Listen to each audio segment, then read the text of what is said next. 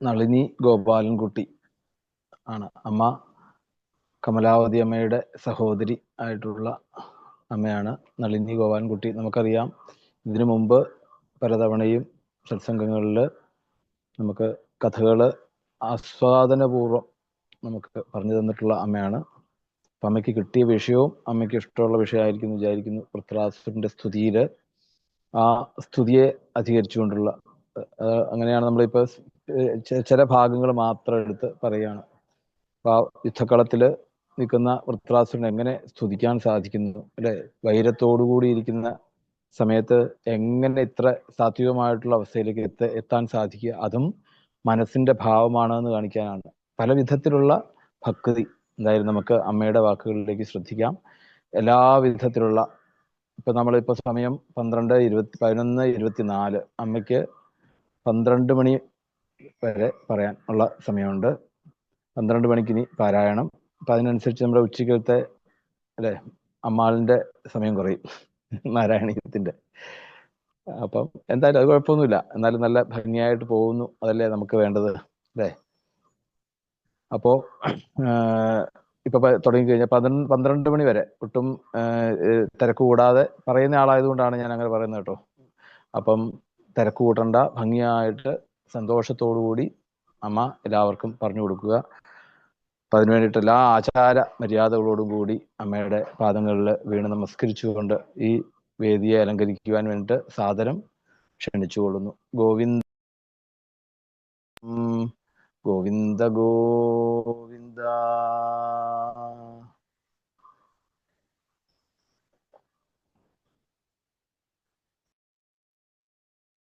ശുക്ലാംബരധരം വിഷ്ണും ശശിവർണം ചതുർഭുജം പ്രസന്നവദനം ധ്യായേ സർവവിഘ്നോപശാന്തയേ. മൂകം കരോതി വാചാലം പങ്കും ലംഘയതേ ഗിരിം. യത്കൃപാതമഹം വന്ദേ പരമാനന്ദമാധവം. ഓം നമോ ഭഗവതേ വാസുദേവായ. ഓം ശ്രീകൃഷ്ണ പരമാത്മനേ നമഃ. ഓം ഗുരുഭ്യോ നമഃ. സംസരസ്വതീ നമഃ. ഗോവിന്ദലീലാചരിതങ്ങൾ കേട്ടും ആവും വിധം പാടി രസിച്ചുകൊണ്ടും ഭവാമയം നീക്കുവതിന്നു കണ്ണൻ കൃപാമൃതം തൂവുകതത്രേ ഭാഗ്യം. മോക്ഷം മുകുന്ദന്റെ പദത്തിലെങ്കിൽ പദത്തിലെത്തിപ്പതു ഭക്തിയെങ്കിൽ എനിക്കു നൽകിയിടുക ഭക്തി മാത്രം. ശ്രീഹരയേ നമഃ. ശ്രീഹരയേ നമഃ. ശ്രീഹരയേ നമഃ. ദേവേന്ദ്രനും വൃത്രാസുരനും തമ്മിലുള്ള ആ ഒരു യുദ്ധത്തിൽ വൃത്രാസുരന്റെ ആ ഭക്തിയാണ് നമ്മൾക്ക് കാണാൻ സാധിക്കുന്നത് ഈ വൃത്രന്റെ സ്തുതിയിലൂടെ. അതാണല്ലോ ഇന്നത്തെ നമ്മുടെ വിഷയം. ശ്രീമദ് ഭാഗവതത്തിലെ 6-ാമത്തെ സ്കന്ധത്തിലെ അത്ഭുതമായ ഒരു ഉപാഖ്യാനമാണ് വൃത്രാസുര ചരിതം. കഥ വളരെ ചുരുക്കിയിട്ട് നമുക്കൊന്ന് സ്മരിക്കാം. ഒരിക്കലും ദേവേന്ദ്രൻ തന്റെ ദേവഗുരുവായ ബൃഹസ്പതിയെ അവമാനിക്കാൻ ഇടയായി. ബൃഹസ്പതി പിണങ്ങിപ്പോയി. അപ്പോ ദേവന്മാർക്ക് ഗുരു ഇല്ലാണ്ടേ. ആ സമയത്ത് അസുരന്മാര് യുദ്ധത്തിനായിട്ട് വന്നു. ആ സമയത്ത് വിശ്വരൂപനെ ഗുരുവായി സ്വീകരിച്ചു. വിശ്വരൂപൻ ദേവന്മാർക്ക് നാരായണ കവചം ഉപദേശിച്ചു കൊടുത്തു. ഈ നാരായണ കവചം ജപിക്കുന്നതിലൂടെ ഭഗവാൻ നാരായണൻ ഒരു കവചം പോലെ നമ്മെ എല്ലാ ഭയത്തിൽ നിന്നും രക്ഷിക്കട്ടെ എന്നാണ് പ്രാർത്ഥിക്കേണ്ടത്. ആ ജപിക്കുന്നവനെ എല്ലാ ഭയത്തിൽ നിന്നും ഒരു കവചം എങ്ങനെയാണ് നമ്മളെ രക്ഷിക്കുന്നത് അതുപോലെ രക്ഷിക്കും. സകലം നാരായണനാണ് എന്ന കവചം ആണ് നമ്മൾ ധരിക്കേണ്ടത്. ഈ നാരായണ കവചം വിശ്വരൂപനിൽ നിന്ന് സ്വീകരിച്ചിട്ട് ദേവേന്ദ്രൻ അസുരന്മാരെയൊക്കെ തോൽപ്പിച്ചു. ആ വിശ്വരൂപൻ എന്ന ഗുരുവിനെയും വധിക്കേണ്ട ഒരു സാഹചര്യം ദേവേന്ദ്രന് വീണ്ടും ഉണ്ടായി.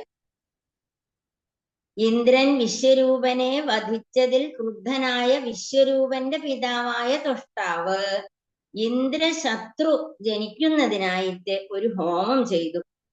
ആ ഹോമകുണ്ടത്തിൽ നിന്ന് ജനിച്ചതാണ് വൃത്രാസുരൻ. വൃത്രാസുരന്റെ അതിഭയാനക രൂപം, ആ ഹോമകുണ്ടത്തിൽ നിന്ന് പുറത്തു വന്ന വൃത്രാസുരന്റെ അതിഭയാനക രൂപം കണ്ട് ഭയപ്പെട്ട് ദേവന്മാരെല്ലാവരും കൂടി പോയിട്ട് ഭഗവാനെ അങ്ങ് ശരണം പ്രാപിച്ചു. അപ്പൊ ഭഗവാൻ പറഞ്ഞു, ദധീജി മഹർഷിയുടെ നട്ടെല്ല് കൊണ്ടുണ്ടാക്കിയ വജ്രായുധം കൊണ്ട് മാത്രമേ വൃത്രനെ വധിക്കാൻ സാധിക്കുള്ളൂ. അങ്ങനെ ഉണ്ടാക്കിയ വജ്രായുധത്തിലേക്ക് മഹാവിഷ്ണുവിന്റെ തേജസ് ആവേശിച്ചു. ആ വജ്രായുധം ഉയർത്തിപ്പിടിച്ചുകൊണ്ട് വൃത്രനോട് യുദ്ധത്തിനായിട്ട് വന്നു. ആര്? ദേവേന്ദ്രൻ. അപ്പൊ ദേവേന്ദ്രനും വൃത്രാസുരനും തമ്മിൽ യുദ്ധം നടക്കുന്ന സന്ദർഭത്തിൽ ആ വൃത്രാസുരൻ കാണുകയാണ് ദേവേന്ദ്രൻ എന്താണ് ഉയർത്തിപ്പിടിച്ചു വരുന്നത്? ആ വജ്രായുധാണ്. ആ വജ്രായുധത്തിൽ മഹാവിഷ്ണുവിന്റെ തേജസ് കാണാൻ സാധിച്ചു. അപ്പോൾ ഭഗവാനോടുള്ള ആ ഒരു ഭക്തി അങ്ങോട്ട് പ്രകടമാവുകയാണ് വൃത്രാസുരന്. രജോ ഗുണത്തിൽ നിന്ന് സത്വഗുണത്തിലേക്ക് ആ ഭക്തി പ്രവേശിക്കുമ്പോൾ ശ്രീഹരിയുടെ ആനുകൂല്യം വൃത്രനല്ലേ ഇന്ദ്രനേക്കാൾ കൂടിയത് കിട്ടിയത് എന്ന് ആചാര്യന്മാരൊക്കെ പറയാറുണ്ട്. ആ വൃത്രാസുരന്റെ ഒരു ഭക്തി നോക്കൂ പരീക്ഷിത്തേ എന്നാണ് പറയുന്നത് ശുഖബ്രഹ്മർഷി. ദേവന്മാർക്കും പരമഹംസന്മാർക്കും ഇല്ലാത്ത ഭക്തി വൃത്രന്റെ ഭക്തി ഇങ്ങനെ കവിഞ്ഞൊഴുകാണ്. ഭക്തി ഗംഗ ആണ് ഒഴുകുന്നത്. വജ്രായുധത്തിൽ മിന്നുന്ന മഹാവിഷ്ണുവിന്റെ ചൈതന്യം വൃത്രാസുരൻ കണ്ടു. സാത്വിക ഭക്തിയിൽ നിന്ന് നിർഗുണ ഭക്തിയിലേക്ക് വൃത്രൻ ഉയരുന്നത് നമുക്ക് കാണാം. വൃത്രൻ 4 ശ്ലോകങ്ങളിലായിട്ട് ആ വിഷ്ണു ചൈതന്യത്തെ സ്തുതിച്ചു. വൃത്രഗീത എന്ന് സുപ്രസിദ്ധമായ 4 ശ്ലോകങ്ങൾ ഒരു ഏകാന്ത ഭക്തൻ എങ്ങനെയാണ് ഭഗവാനെ സ്തുതിക്കേണ്ടത് എന്ന് വ്യക്തമായിട്ട് കാണിച്ചു തരുന്നു. അഹം ഹരേ തവ പാദൈകമൂല ദാസാനുദാസോ ഭവിദാസ്മി ഭൂയ മനസ്മരേദാസ്തു പദേർഗുണംസ്തേ ഗൃണീതവാക്കർമ്മ കരോതു കായ. അഹം ഹരേ തവ പാദൈകമൂല. എന്താണ് വേണ്ടത്? ഹേ ഭഗവാനെ, അങ്ങയുടെ ദാസനാവാനൊന്നും പറ്റിയില്ല എങ്കിലും ഇനി ഏതെല്ലാം ജന്മങ്ങൾ എനിക്ക് എടുക്കേണ്ടി വന്നിട്ടുണ്ട് എങ്കിലും അങ്ങയുടെ ദാസന്റെ ദാസനാവാനെങ്കിലും എന്നെ അനുവദിക്കണേ. അങ്ങയുടെ ദാസനാവാനുള്ള ഭക്തിയോ ജ്ഞാനമോ വൈരാഗ്യമോ സിദ്ധിയോ ഭാഗ്യമോ ഒന്നുമില്ല എങ്കിലും ദാസന്റെ ദാസനാവാനെങ്കിലും, അതായത് ഒരു സജ്ജനത്തിന്റെ ദാസനാവാനെങ്കിലും എന്നെ അനുവദിക്കണേ, എന്നെ അനുഗ്രഹിക്കണേ. ഇനി എത്ര ജന്മങ്ങൾ എനിക്ക് എടുക്കേണ്ടി വരും എന്നറിയില്ല. എന്റെ പ്രാരബ്ധ കർമ്മം എത്ര ഉണ്ടെന്ന് അറിയില്ലല്ലോ. ഏത് ജന്മം എടുത്താലും എനിക്ക് ഭഗവാനെ അങ്ങയുടെ ദാസന്റെ ദാസനായാൽ മതി എന്നാണ് പറയുന്നത്. അഹം ഹരേ, ഹരേ എന്നാണ് വിളിക്കുന്നത്. അപ്പൊ നേരത്തെ ഗോവിന്ദൻ തിരുമേനി പറഞ്ഞു അല്ലേ, ഹരേ നമ, അത് മാത്രം ഉച്ചരിച്ചാൽ മതി എന്നാണ് പറയുന്നത്. എന്താണ് ഹരേ എന്ന് സംബോധനം ചെയ്യാൻ കാരണം? ഹരിയാണ് സർവ പാപങ്ങളെയും അപഹരിക്കുന്നത്. ഹരി എന്ന 2 അക്ഷരം ഉച്ചരിച്ചാൽ ഒരാൾക്ക് പിന്നെ സംസാരത്തിലേക്ക് ആവേശിക്കേണ്ടി വരില്ല. പിന്നെ ഒരു സംസാര ചക്രത്തിൽപ്പെട്ട് വട്ടത്ത് തിരിയേണ്ടി വരില്ല. മോക്ഷത്തിലേക്ക് എത്താൻ സാധിക്കും. ഹരി എന്ന് ജപിച്ചിട്ടുണ്ടെങ്കിൽ അതുവരെ ചെയ്ത എല്ലാ പാപങ്ങളും പോകും. എന്നാണ് പദാമിളോപാഖ്യത്തിന് നമ്മൾ കണ്ടത്. എനിക്ക് ഇനിയും ജന്മം ഉണ്ടായാൽ അങ്ങയുടെ ദാസന്റെ ദാസനാവാൻ എന്നെ അനുഗ്രഹിക്കണേ എന്നാണ് പറയുന്നത്. ദാസന്റെ ദാസനായാ മതി. പിന്നെ എന്താണ് വൃത്തം പറയുന്നത്? മനസ്മരേ ആസുപദേർ ഗുണാംസ്തേ. വൃത്രൻ ഭഗവാൻ ഒരു പേരിട്ടു, അസുപതി എന്ന്. എന്താ അസുപതി പറഞ്ഞ? എന്റെ പ്രാണനാഥാന്ന്. എനിക്ക് എന്താണ് വേണ്ടത്? മനസ്സുകൊണ്ട് അങ്ങയുടെ ഗുണങ്ങളെ സ്മരിക്കണം, നാവുകൊണ്ട് അങ്ങയെ സ്തുതിക്കാൻ സാധിക്കണം. എന്തിനാണ് നമുക്കൊക്കെ നാവ് തന്നിരിക്കുന്നത്? ഭഗവാനെ നാമം ചൊല്ലാൻ, ഭഗവാനെ സ്തുതിക്കാൻ, ഭഗവാന്റെ നാമം ചൊല്ലാനാണ്. നാവെന്തിനു തന്നു ഭഗവാൻ നാരായണ നാമം പാടാൻ. ഇതിനാണ് നമുക്ക് നാവ് തന്നിരിക്കുന്നത് അല്ലേ? തവളയ്ക്കും ഉണ്ട് നാവ്, ചെരവയ്ക്കും ഉണ്ട് നാവ് അല്ലേ? അതുകൊണ്ടൊക്കെ വല്ല പ്രയോജനം ഉണ്ടോ? അപ്പൊ നമുക്ക് തന്നിട്ടുള്ള ഈ നാവ് നാമം ജപിക്കാനുള്ളതാണ്. പിന്നെന്താ വേണ്ടത്? കൈകൾ കൊണ്ട് അങ്ങയെ പൂജിക്കാൻ സാധിക്കണം, അങ്ങയെ സേവിക്കാൻ സാധിക്കണം, അല്ലെങ്കിൽ സജ്ജനങ്ങൾക്ക് വേണ്ട സേവ ചെയ്യാൻ സാധിക്കണം. അതിനുള്ള ഭാഗ്യം തരണേ. ഇതാണ് വൃത്രാസുരൻ പ്രാർത്ഥിക്കുന്നത്. ഇത് തന്നെയാണ് നളകൂപരന്മാരുടെ സ്തുതിയിലും നമ്മൾ ദശമസ്കന്ധത്തിൽ ഇനി കാണാൻ പോകുന്നത്.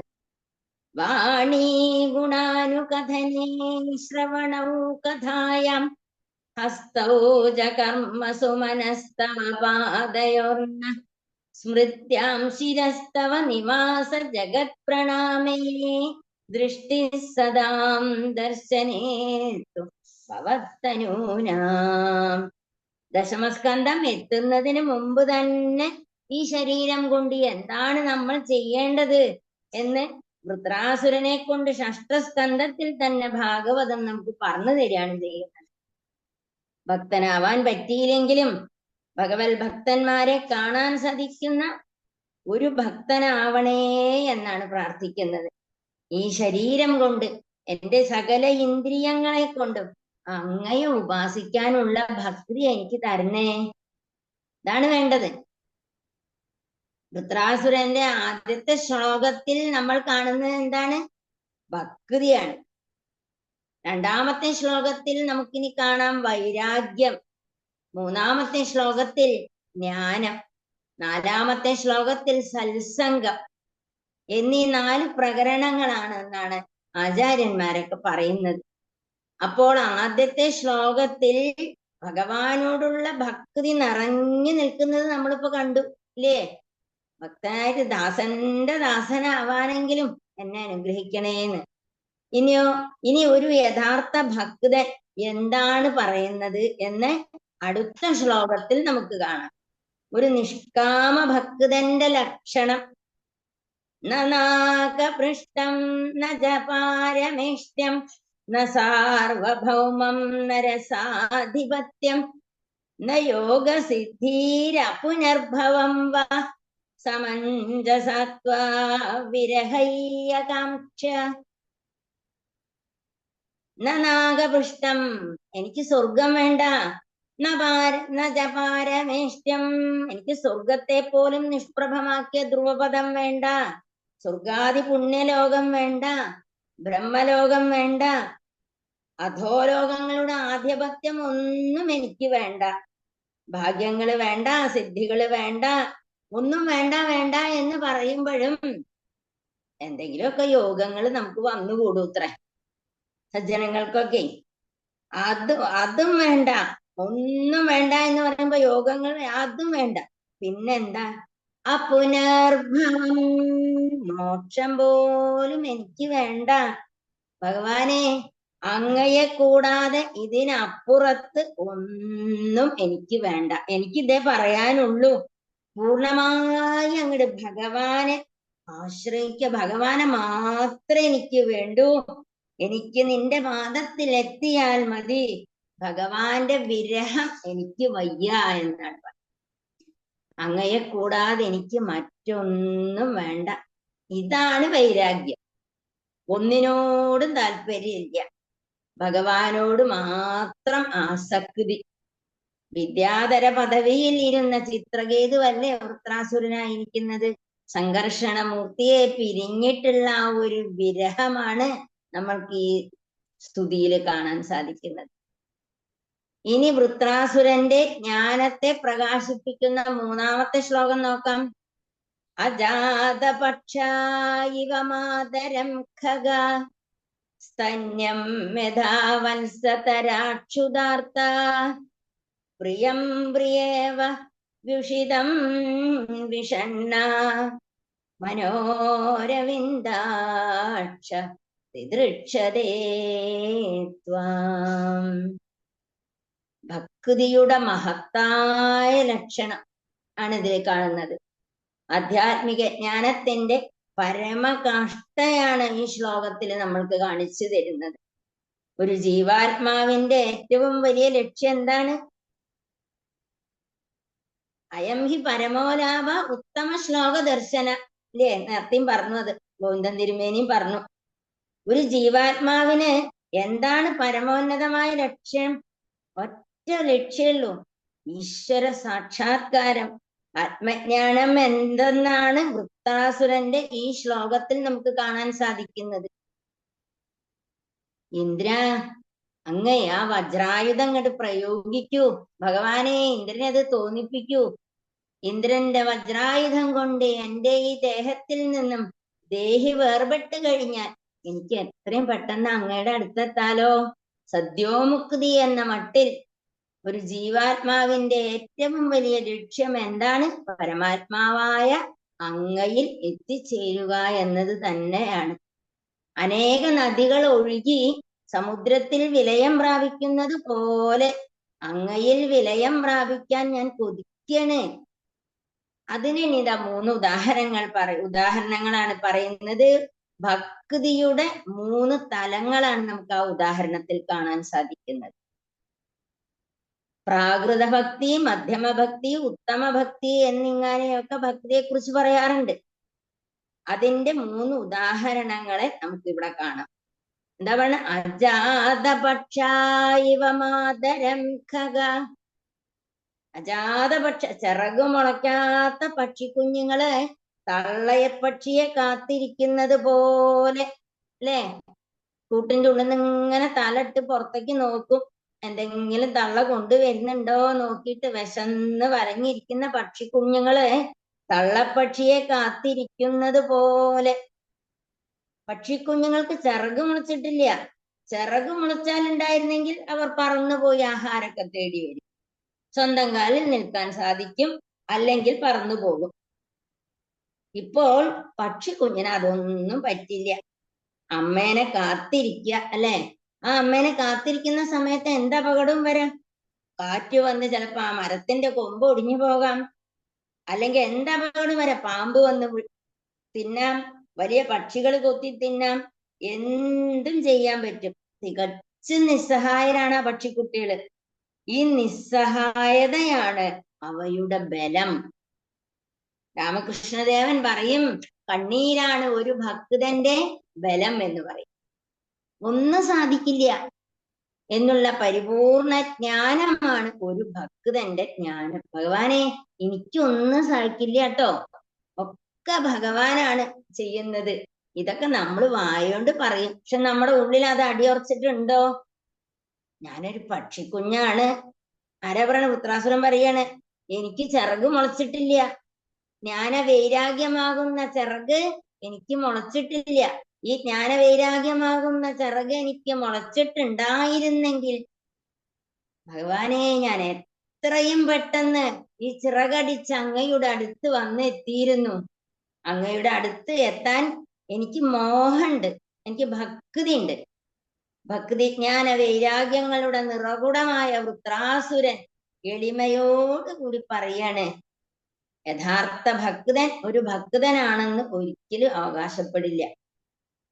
ഭക്തിയുടെ പരമോന്നതയിൽ നിൽക്കുന്ന വൃത്രാസുരൻ പറയുന്നു, എനിക്ക് ഭക്തി ജ്ഞാന വൈരാഗ്യങ്ങളാകുന്ന ചിറകുകൾ മുളച്ചിട്ടില്ല, അതുകൊണ്ട് എനിക്ക് അങ്ങയുടെ അടുത്തേക്ക് എത്താൻ സാധിക്കില്ല. എനിക്ക് മോഹമുണ്ട്, പക്ഷേ എനിക്ക് ഭക്തിയാകുന്ന തള്ളപ്പക്ഷി അനുഗ്രഹമാകുന്ന ഭക്ഷണം കൊണ്ടുവരുന്നതും കാത്തിരിക്കുകയാണ് ഇപ്പൊ ഞാൻ. അങ്ങയുടെ അനുഗ്രഹം വന്നാൽ എനിക്ക് ജ്ഞാന വൈരാഗ്യമാകുന്ന ചിറകുകൾ മുളയ്ക്കും. അതിന് ലോകത്തിന്റെ മുഴുവൻ മാതാവായ അങ്ങ് എന്നെ അനുഗ്രഹിക്കണം.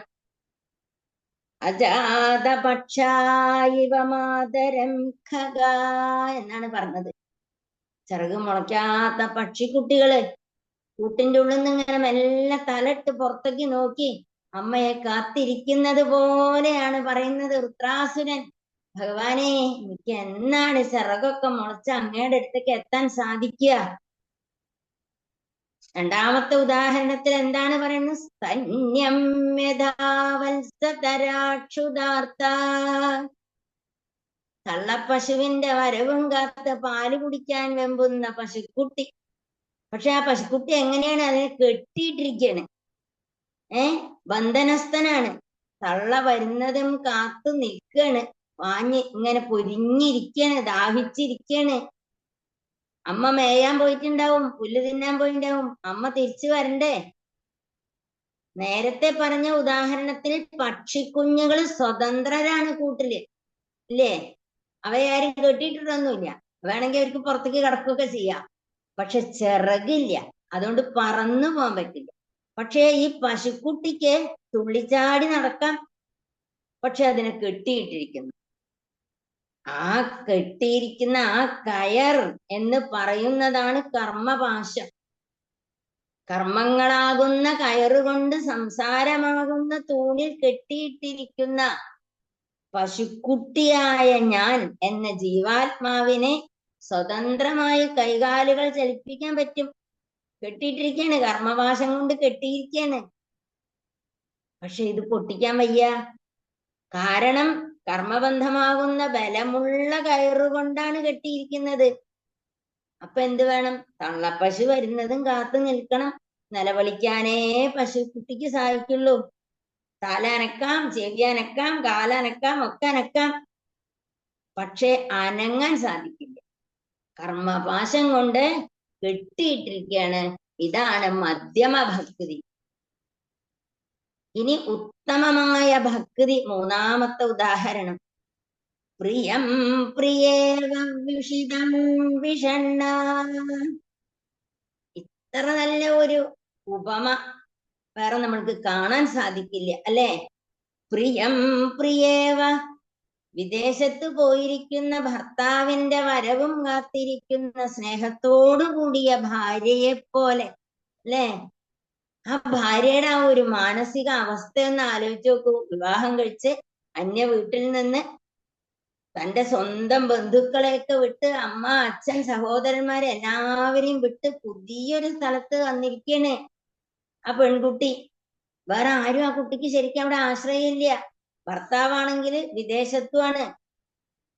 അപ്പൊ ആ വിഷമത്തോടു കൂടിയിട്ട് ഭർത്താവിനെ കാത്തിരിക്കുന്ന ഭാര്യയെ പോലെ, ഭഗവാനെ, ഞാൻ അങ്ങയെ കാത്തിരിക്കണേ. സ്വന്തക്കാരെയൊക്കെ വിട്ട് എനിക്കൊരു മുൻ പരിചയവും ഇല്ല. ആ പെൺകുട്ടിക്ക് അതാണ് വിഷമം. അവരെ എന്നിട്ടും എന്ത് ദുഃഖം ഉണ്ടായാലും, ഭർത്താവിന്റെ വീട്ടിൽ എന്ത് ദുഃഖം ഉണ്ടായാലും ആ പെൺകുട്ടി അതൊന്നും വിട്ട് തന്റെ വീട്ടിലേക്ക് പോവില്ല. പോവോ? ഭാര്യ പോവോ? ഇല്ല. ഈ കാത്തിരിക്കും എന്നാണ് വരുന്നത് എന്ന് നോക്കിയിട്ട്, അല്ലേ? അതാണ് ഒരു ഉത്തമ ഭക്തൻ. ഇങ്ങനെ കാത്തിരിക്കണം ഭഗവാന്റെ അടുത്തെത്താൻ. അതാണ് പറയുന്നത്.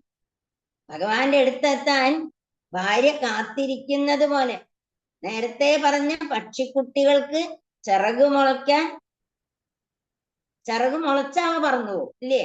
തീറ്റ എടുക്കും, സ്വന്തം കാലിൽ നിൽക്കുകയൊക്കെ ചെയ്യും, പറന്നു പോയിട്ട്. പക്ഷെ അതേമാതിരി തള്ളപ്പശുവിനെ കിട്ടി പാല് കുടിച്ച് പശുക്കുട്ടി വലുതായാൽ അത് സ്വന്തം തീറ്റ തേടിപ്പോവും. പിന്നെ ഇനിയിപ്പോ തള്ളപ്പശുവിന് ആവശ്യമില്ല. എന്നാൽ പ്രിയതമനെ പ്രതീക്ഷിച്ചിരിക്കുന്ന പ്രിയതമയ്ക്ക് പതി എത്ര അടുത്ത് വന്നാലും എത്ര രമിച്ചാലും ആ സ്നേഹത്തിന് അല്പം പോലും മാറ്റം ഉണ്ടാകില്ല. നിതാന്തമായ അപ്രതിഹതാ ഭക്തി, അങ്ങനെ വേണം ആ ഭക്തിയുടെ ലക്ഷണം. ഒരിക്കലും അവസാനിക്കാത്ത ഭഗവാനോടുള്ള ഭക്തി ഒരിക്കലും അവസാനിക്കരുത്. വിദേശത്തുള്ള പതി എത്ര കാലം കൂടെ ഉണ്ടായാലും അതിന് യാതൊരു കുറവുണ്ടാവില്ല. ഉണ്ടാവോ? പതിയോടുള്ള സ്നേഹം ഒരിക്കലും കുറയില്ല. എത്ര കാലം അദ്ദേഹം ഇവിടെ ലീവിൽ വന്നിരുന്നാലും മതി എന്ന് ഒരു ഭാര്യയും പറയാറില്ല. അയ്യോ പോവാനായോ അങ്ങക്ക് എന്നാ ചോദിക്കുക അല്ലെ?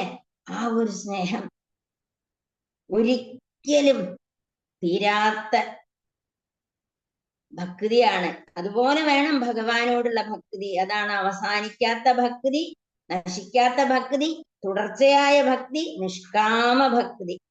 അതുപോലെ ഭഗവാനെ സദാസമയവും ഞാൻ കാണാൻ കൊതിക്കുന്നു. പ്രിയം പ്രിയേവ വിഷിതം വിഷണ്ണ എന്നുപോലെ ഇങ്ങനെ ആ ജ്ഞാനം ഒരു ജീവാത്മാവിന്റെ പരമമായ ലക്ഷ്യം എന്ന് പറയുന്നത് ജീവാത്മാവ് പരമാത്മാവിൽ എത്തിച്ചേരുകയാണ് എന്ന ആധ്യാത്മിക ജ്ഞാനം ഭക്തി ശിരോമണിയായ വൃത്രാസുരനുണ്ടായിരുന്നു എന്ന് ഈ ശ്ലോകത്തിൽ നമുക്ക് മനസ്സിലാവുന്നു.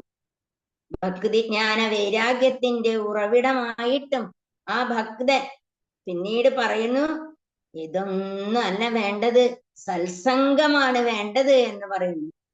സത്സംഗത്തിന്റെ മഹിമ എത്ര പറഞ്ഞാലും തീരില്ല. മമോത്തമ ശ്ലോക ജനേഷു സഖ്യം സംസാരചക്രേ ഭ്രമദസ്വകർമ്മഭി ത്വന്മായയാത്മാത്മജദാരഗൈഹേഷു ആസക്തചിത്തസ്യ നാഥഭൂയാൻ. എന്താ വേണ്ടത്? അല്ലയോ ഭഗവാനെ, എനിക്കിനി എത്ര ജന്മങ്ങൾ ഉണ്ടായാലും ശരി, സകല ജന്മത്തിലും അങ്ങയുടെ ഭക്തന്മാരുമായി സ്നേഹം ഉണ്ടാവണം, സമ്പർക്കം ഉണ്ടാവണം. ഇതിന് വിപരീതമായിട്ട് എന്താ പറയുന്നത്? ആത്മജദാരഗേഹേഷു ആസക്ത ചിത്തസ്യ, എന്റെ സ്വന്തം ശരീരം, സന്താനം, പത്നി, സമ്പത്ത്, ഗൃഹം എന്നിവയുമായി ഒക്കെയാണ് ആസക്തി. ഇതൊന്നും ആസക്തി ഉണ്ടാവരുത്. ഇനിയോ ഇതിന് ആസക്തിയുള്ള ജനങ്ങളുമായിട്ടും എനിക്ക് സമ്പർക്കം ഉണ്ടാവരുത്. അതായത് ദുർജന സംസർഗം ഉണ്ടാവരുത്, സത്സംഗം ഉണ്ടാവണം. ഭൗതികാസക്തി ഉണ്ടാവരുത്. അവനവന്റെ കർമ്മം കൊണ്ട് ആണ് ഇങ്ങനെ സംസാരത്തിൽ വട്ടം തിരിയുന്നത്. അവനവൻ ചെയ്തിട്ടുള്ള കർമ്മത്തിന്റെ ഫലം കൊണ്ടാണ് ഈ സംസാരത്തിൽ വട്ടം കറങ്ങുന്നത്. ഈ സംസാരത്തിൽ നിന്ന് നമുക്ക് മുക്തയാവാൻ ഒറ്റ വഴിയുള്ളൂ, സത്സംഗം. ഇതാ അതിപ്പോ ഈ ഭാഗവത കുടുംബത്തില് ഇഷ്ടമാതിരി സത്സംഗങ്ങൾ നടക്കുന്നുണ്ട്. എല്ലാത്തിലൊന്നും പങ്കെടുക്കാനുള്ള അവസരം എനിക്ക് കിട്ടാറില്ല. ഇതിപ്പോ ഇന്നെന്തോ ഇങ്ങനെ ഒരു അവസരം എന്റെ ജ്യേഷ്ഠത്തി മുഖാന്തരം തിരുമേനിയോട് പറഞ്ഞു. ഞാൻ അംഗമാണ് ഇതിലെങ്കിലും കൂടി പങ്കെടുക്കാറില്ല. അതുകൊണ്ട് ഇത്ര നല്ല ഒരു വിഷയവും ഞാൻ ചോദിച്ചിട്ടുണ്ടായിരുന്ന രാസക്രീഡയാണ്. പക്ഷെ എനിക്ക് വളരെ സന്തോഷമായി. വൃത്രാസുരന്റെ സ്തുതി, ഒരു ഏകാന്ത ഭക്തൻ ഭക്തി ജ്ഞാന വൈരാഗ്യം ഉള്ളവനാണെങ്കിലും അവൻ കാക്ഷിക്കേണ്ടത് ഇത് തന്നെയാണ്, അല്ലെ? തന്നെയാണ് സുദാമാവും പ്രാർത്ഥിച്ചത്. എന്താണ് പ്രാർത്ഥിച്ചത്? തസ്യൈവമേ സൗഹൃദ സഖ്യ മൈത്രീ ദാസ്യം പുനർജന്മനി ജന്മനി സ്യാൻ മഹാനുഭാവേന ഗുണാലയേന വിഷജ്ജതസ്തത്പുരുഷ പ്രസംഗ. തസ്യൈവമേ സൗഹൃദ സഖ്യ മൈത്രീ. എത്ര ജന്മങ്ങൾ എനിക്കുണ്ടായിക്കോട്ടെ ഭഗവാനെ, അങ്ങയോടുള്ള സൗഹൃദം എനിക്കുണ്ടാവണം. പിന്നെ അത് മാത്രം പോരാ, മഹാനുഭാവേന ഗുണാലയേന, എനിക്ക് സജ്ജനങ്ങളുമായിട്ട് സംസർഗം ചെയ്യാൻ സാധിക്കണം. ഈ സംസാരക്കെട്ടിൽ ഇങ്ങനെ കടന്ന് തിരിയുന്ന ആളുകളുമായിട്ടല്ല സംസർഗം ചെയ്യേണ്ടത്. കപില ഭഗവാൻ ദേവഹൂതി മാതാവിനോട് എന്താ പറഞ്ഞത്? ഈ ഇന്ദ്രിയ കർഷണങ്ങളിൽ നിന്നൊക്കെ വേർവിട്ടു പോവാൻ അമ്മയെ സത്സംഗത്തിന്റെ മുമ്പിൽ അവിടെ പോയിരുന്നോളൂ, സജ്ജനങ്ങളുടെ മുമ്പിൽ പോയിരുന്നോളൂ. സജ്ജനങ്ങളുടെ മുമ്പിൽ പോയിരുന്നിട്ടുണ്ട് എങ്കിൽ ഭഗവാന്റെ കഥകളും ഭഗവാന്റെ നാമങ്ങളും ഭഗവാന്റെ കാര്യങ്ങളും അല്ലാതെ ഒന്നും കേൾക്കില്ല അമ്മേ. ഇതാണ് ഭഗവാനിലേക്ക് എത്താനുള്ള ഏറ്റവും നല്ല വഴി എന്നാണ് കപിലമൂർത്തി പറഞ്ഞു കൊടുത്തത്.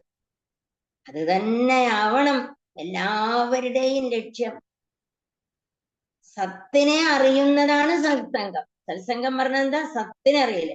എന്താണ് സത്ത്? നമ്മുടെ ഓരോരുത്തരുടെയും ഉള്ളിൽ ഇരിക്കുന്ന ആത്മാവാണ്, ഈശ്വരനാണ് സത്യമായിട്ടുള്ളത്, സത്തായിട്ടുള്ളത്. ആ സത്തിനോടാണ് നമുക്ക് ബന്ധം വേണ്ടത്. അല്ലാണ്ട് നമ്മള് ഭാര്യ, പുത്രൻ, ഗ്രഹം ഒക്കെ പറഞ്ഞ് അതിനോടൊന്നല്ല. അതൊക്കെ അസത്തുക്കളാണ്. ശരീരവും ശരീരത്തോട് ബന്ധപ്പെട്ടിട്ടുള്ളതൊക്കെ അസത്തുക്കളാണ്. ഈ അസത്തുക്കളോടൊന്നല്ല ബന്ധം വേണ്ടത്, സത്തിനോടാണ്. അത് കിട്ടണമെങ്കിൽ സജ്ജനങ്ങളുടെ ഗുണം നമ്മുടേതായി ഭാഗവത കുടുംബത്തിലെ മനുത്തിരുമേനിയുടെ മാതിരിയുള്ള സജ്ജനങ്ങളുടെ മുമ്പിൽ അങ്ങോട്ട് പോയിരുന്നാ മതി. വേറെ ഒന്നും വേണ്ട. നമുക്ക് വേറെ ഒന്നും പറയാനില്ല. കണ്ടില്ലേ, അദ്ദേഹത്തിന് വേറെ യാതൊന്നും പറയാനില്ല. അതുകൊണ്ടാണ് വിഭത ഭാഗവതരസം ആലയം മുഹുരകോ. ആലയം മുഹുരകോ എന്നാണ് പറയുന്നത്. കുടിച്ചോളൻ വേണ്ടത്ര. ആലയം മുക്തി കിട്ടിയാലും ഭാഗവതത്തെ ആശ്രയിക്കൂ. ഭക്തി ജ്ഞാന വൈരാഗ്യം ഉണ്ടായാലും സത്സംഗത്തിലൂടെ ഭക്തി സമ്പാദിക്കൂ എന്നാണ് ഭാഗവതം നമുക്ക് പറഞ്ഞു തരുന്നത്. സജ്ജനങ്ങളുമായി എനിക്ക് സംസർഗം ഉണ്ടാവണേ എന്ന് മാത്രമാണ് വൃത്രാസുരന്റെ പ്രാർത്ഥന. തമോ ഗുണത്തിൽ നിന്ന് രജോ ഗുണത്തിലേക്കും രജോ നിന്ന് സത്വഗുണത്തിലേക്കും ഉയരുന്നത് നമുക്ക് കാണാം അല്ലെ. സത്വഗുണത്തിൽ നിന്ന് നിർഗുണത്തിലേക്കും എനിക്കൊന്നും വേണ്ട, ഭഗവാനെ മാത്രം മതി. ഇതാണ് ആ നിർഗുണാവസ്ഥ. ഈ 4 ശ്ലോകത്തിലൂടെ നിർഗുണ ഭക്തിയിലേക്ക് വൃത്രാസുരൻ എങ്ങനെ ഉയർന്നു എന്ന് നമുക്ക് കാണാൻ സാധിക്കുന്നുണ്ട്. വൃത്ര ചതുശ്ലോകി എന്ന ഈ 4 ശ്ലോകങ്ങളെ സജ്ജനങ്ങൾ പറയാറുണ്ട്. വൃത്രഗീത എന്നും പറയാറുണ്ട്. യുദ്ധത്തിന്റെ ഇടയിലാണ് ഈ ഗീത. നമ്മൾ ഇതിന്റെ മുന്നിൽ ഭഗവത്ഗീത അങ്ങനെ തന്നെയാണ് കണ്ടിരിക്കുന്നത്. യുദ്ധത്തിനിടയിലും ഗീതയാവാം അല്ലെ. ദേവേന്ദ്രന്റെ മുന്നിൽ വൃത്രാസുരൻ ഗീത പറയുന്നു. ഏത് പ്രതികൂല സാഹചര്യത്തിലും ഭഗവാനെ സ്തുതിക്കാൻ ഒരു യഥാർത്ഥ ഭക്തന് സാധിക്കും എന്ന് വൃത്രാസുരൻ നമുക്ക് കാണിച്ചു തരുന്നു. വൃത്രാസുരനെ പോലെ ഭക്തിയുള്ള ആളുകൾക്ക് ഏത് പ്രതികൂല സാഹചര്യത്തിലും ഭഗവാനെ പ്രാർത്ഥിക്കാൻ സാധിക്കുന്നു. നമുക്കൊക്കെ എത്ര അനുകൂല സാഹചര്യങ്ങൾ ഉണ്ടായിട്ടും ഒരു നാമം ജപിക്കാത്തവരെത്ര ഉണ്ട് ഇല്ലേ? ഒരു നാമം ജപിക്കാൻ നേരമില്ല, ഒന്നിനും സമയമില്ല. ഇന്ന് ആളുകൾ ഓടുകയാണ്. എവിടൊക്കെ ഈ ഓടണമെന്ന് അറിയില്ല. ഒരു നാമം സ്വസ്ഥമായിരുന്ന് ജപിക്കാൻ എത്ര അനുകൂല സാഹചര്യം വീട്ടിലുണ്ടായാലും അതിന് മാത്രം സമയമില്ല. ബാക്കിയുള്ള എല്ലാ കാര്യങ്ങൾക്കും സമയം. നമുക്ക് മാത്രല്ല, നമ്മുടെ വരും തലമുറയ്ക്കും നാമം ജപിക്കാനോ ഭഗവത് കാര്യത്തിനോ സത്സംഗത്തിനോ സജ്ജനത്തിന്റെ മുമ്പിൽ പോയിരിക്കാനോ സമയമില്ല. ബാക്കി എല്ലാ കാര്യത്തിനും സമയം. പ്രതികൂല സാഹചര്യത്തിലും ഭഗവാനെ സ്തുതിച്ച് ഭഗവാന്റെ അടുത്തേക്ക് എത്രയും എത്താനുള്ള ഒരു എന്താ പറയാ പ്രാർത്ഥന നമ്മൾ കണ്ടു വൃത്രാസുരന്റെ. നമുക്കും വൃത്രാസുരനെ പോലെ ഭക്തി ഉണ്ടാവട്ടെ എന്ന് പ്രാർത്ഥിച്ചുകൊണ്ട് എൻ്റെ ഈ വാക്കുകള് ശ്രീഹരിയുടെ പാദങ്ങളിലും ഗുരുനാഥന്റെ പാദങ്ങളിലും ഈ ഭാഗവത കുടുംബത്തിലെ എല്ലാ സുഹൃതികൾക്കും എല്ലാവരുടെ പാദങ്ങളിലും ഒന്നുകൂടി നമസ്കരിക്കുന്നു. ഇങ്ങനെ ഒരു അവസരം തന്ന തിരുമേനിക്ക് എൻ്റെ അനന്തകോടി നമസ്കാരം. കായേന വാചാ മനസേന്ദ്രിയേവ ബുദ്ധ്യാത്മനാ വാ പ്രകൃതേ സ്വഭാവാൻ കരോമി യജ്ഞം സകലം പരസ്മൈ നാരായണായേതി സമർപ്പയാമി. സർവം നാരായണായേതി സമർപ്പയാമി. ഹരി ഓം ഹരി ഓം. ഗോവിന്ദനാമ സങ്കീർത്തനം. ഗോവിന്ദ ഗോവിന്ദ. എന്താ പറയണ്ടെന്ന് അറിയാൻ വയ്യാത്തൊരവസ്ഥയായി. എന്തായാലും ഈ കുറിക്ക് കൊള്ളുന്ന പ്രഭാഷണം പോലെയായി. എന്താ, ഇതാണ് സത്യത്തിൽ ഞാനും ഉദ്ദേശിച്ച ഇതാണ്. ഈ സ്തുതിയുടെ മാഹാത്മ്യം ആ ഭക്തിയുടെ പാരമ്യത്തിലേക്ക് എത്തിക്കണം. അതിനുള്ള ഒരു പെർഫോമൻസും കൂടെ വേണ്ടേ? ഇത്ര ശാന്തമായി അതിലിങ്ങനെ ലയിച്ച് ആ ഉത്തമ ഭക്തിയിലേക്ക്, മധ്യമ ഭക്തിയിൽ നിന്ന് ഉത്തമ ഭക്തിയിലേക്ക് എത്തിക്കുന്ന ആ അജാതപക്ഷ യുവമാതരം കഥ, അത് ഇനി അപ്പുറത്തേക്ക് പറയാനില്ല. അത്ര പാരമ്യത്തില് അമ്മ പറഞ്ഞു തന്നു. ഇതിപ്പം ജ്യേഷ്ഠത്തിയാണോ അനുജത്തിയാണോ കേമെന്നുള്ള ഇപ്പൊ സംശയം. എന്തായാലും ആ വാക്കുകളുടെ സൗന്ദര്യം, അവതരണത്തിന്റെ സൗന്ദര്യം നമ്മളെ അങ്ങോട്ട് എത്തിച്ചു ശരിക്കും, അല്ലേ? ഇത് തന്നെയാണ് ഭാഗവതം. ജ്ഞാനത്തിലുപരി, ജ്ഞാനം വേണം, ജ്ഞാനത്തിലുപരി ഭക്തിയിലേക്ക് എത്തുമ്പോഴാണ് ഭാഗവതത്തിന്റെ പ്രഭാഷണത്തിന്. ഞാൻ കുറച്ച് പുറകിലോട്ട് പോയി. ആചാര്യന്മാരുടെ വേങ്ങേരി, അതുപോലെ തന്നെ മള്ളിയൂർ അദ്ദേഹം, അവരുടെയൊക്കെ പ്രഭാഷണത്തിലേക്ക് പോയി, ശരിക്കും പോയി. കാരണം അവരൊക്കെ ധാരാളം പറഞ്ഞ് കേട്ടിട്ടുള്ളവരായിരിക്കാം. നമുക്കൊന്നും അതിനുള്ള ഭാഗ്യം ഉണ്ടായിട്ടില്ല. പക്ഷെ ഇതാണ് ഭാഗവത പ്രഭാഷണം എന്നുള്ളത് നമുക്കിപ്പം മനസ്സിലാക്കാം. അത് ഇതാണ് ശരിക്കും. ഈ ഒരു പാരമ്യത്തിലേക്ക് എത്തിക്കുമ്പോൾ അവിടെ തത്വവും പറയുന്നുണ്ട്, നിർഗുണത്വത്തെ കുറിച്ചൊക്കെ പറയുന്നുണ്ടെങ്കിൽ പോലും അത് അവസാനിക്കുന്നത് എവിടെയാ? അവസാനിക്കുന്നത് ഈ, അല്ലെ, ഭക്തി തന്നെയാണ്. തൻ്റെ ഉള്ളിൽ തന്നെയുള്ള ആ ആത്മശക്തിയെ നമുക്കറിയാൻ സാധിക്കണം. അത് തന്നെയാണ് ജീവിതത്തിലെ ലക്ഷ്യം എന്ന്, അല്ലെ, സൂതൻ ശൗനകാദികൾക്ക് പറഞ്ഞ ജീവസ്യ തത്വജ്ഞാസ. അത് ഈ ഒരു രീതിയിലേക്ക് അവതരിപ്പിക്കുമ്പോഴാണ് അതിൻ്റെ പരമമായിട്ടുള്ള എന്താ പറയാ, ഇപ്പം ഭക്തി ഇല്ലാതെ ഭാഗവതം പറയാൻ പറ്റില്ല. അത് അതുള്ളത് കൊണ്ട് ഇങ്ങനെ പറയാനും പറ്റുള്ളൂ. അതാണ് ഏറ്റവും രസം. പലരും ശ്രമിക്കും, പക്ഷെ എന്തേ പറ്റാത്തതെന്ന് ചോദിച്ചു കഴിഞ്ഞാൽ ഇത് അനുഭവത്തിലൂടെ വന്നാലേ മറ്റുള്ളവർക്ക് അനുഭവത്തിലേക്ക് എത്തിക്കാൻ പറ്റുള്ളൂ. എന്തായാലും വളരെ വളരെ, ഇപ്പൊ ഇനിയിപ്പോ ഒരു സംശയം, രാസക്രീഡ പറയിപ്പിക്കണോ സുധാമാചരിതം പറയിപ്പിക്കണോ എന്നൊക്കെയായി. അത് സെലക്ഷൻ മുഴുവൻ അത് തന്നെയാണോ അമ്മയുടെ? അമ്മയുടെ സെലക്ഷൻ മുഴുവൻ അതാണ്. എന്തായാലും വളരെയധികം സന്തോഷം. നിറഞ്ഞ ഒരു പ്രഭാഷണം.